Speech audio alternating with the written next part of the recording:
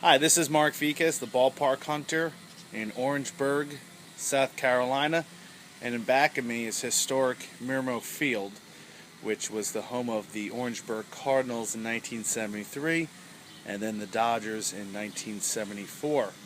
That was the only time this place hosted minor league baseball, and it hasn't been back since. Jimmy Purcell was the manager during the 1973 season, and I think a gentleman who would become known as Randy Macho Man Savage was his catcher during that season here at the ballpark. So a little bit of trivia there. This is where they played minor league baseball for just 2 years. Now if you look at it, it's definitely not the type of ballpark that you would see used in today's minor league baseball, but definitely during the 70s and 80s it could have been a normal, typical ballpark in the Carolina League or the South Atlantic League. But this thing is made out of wood. It's a little bit moldy in here. You can even smell it. It's very strong. There's just some odd things here. Let's take a look at them. Yeah, this would be a great minor league ballpark. Look at that. Train going by. You got advertisements up there. You got plenty of them. In fact, you probably got more than your normal collegiate woodbat league team at times. I mean,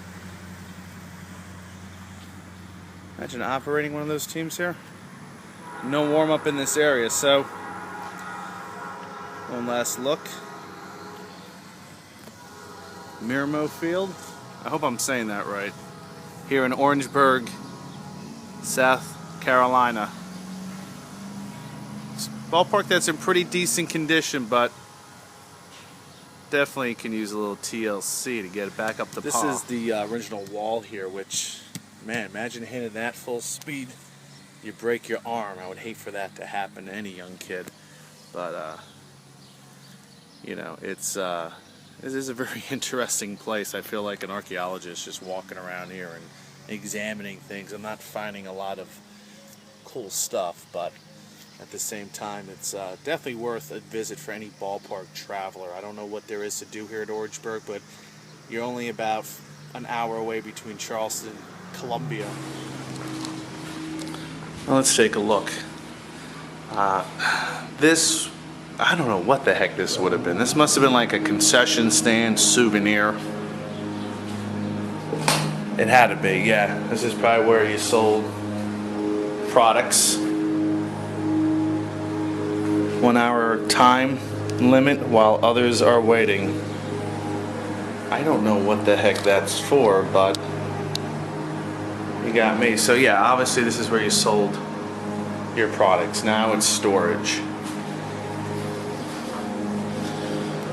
You probably had something here, but kind of archaic looking. It's almost like I'm going through ruins of ancient Pompeii. This hasn't been cleaned or even kept up God knows how long.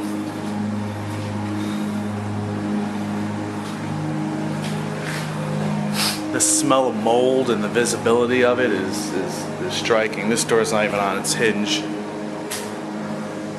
And as you can see straight up to the roof of the grandstand. Over here, more peanut shells. Very dank, musty, squalid conditions here. This is almost a real eyesore for this ballpark here. I mean, it looks really nice on the outside. Here it's like a little door out to the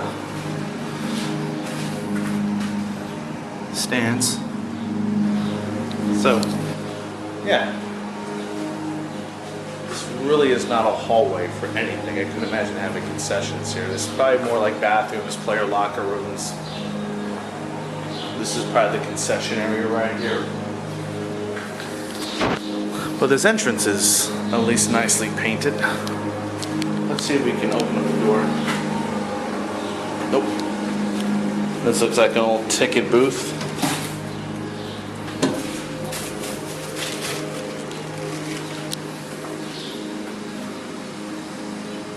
Almost good enough to take.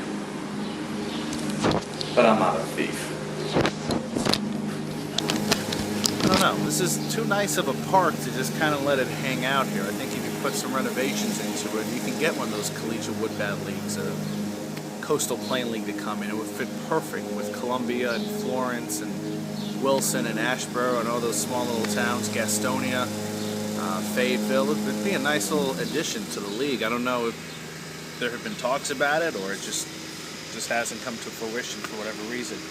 But anyway, this is about 5.5 miles off I-26. It's deep into town. It's a nice residential neighborhood. And it's nice that it's still standing here. You know, if it's not getting baseball during the summer, it's getting baseball during the spring, probably winter as well. So this is Mark Viquez, the Ballpark Hunter, saying goodbye, and we'll see you next time, wherever I may be.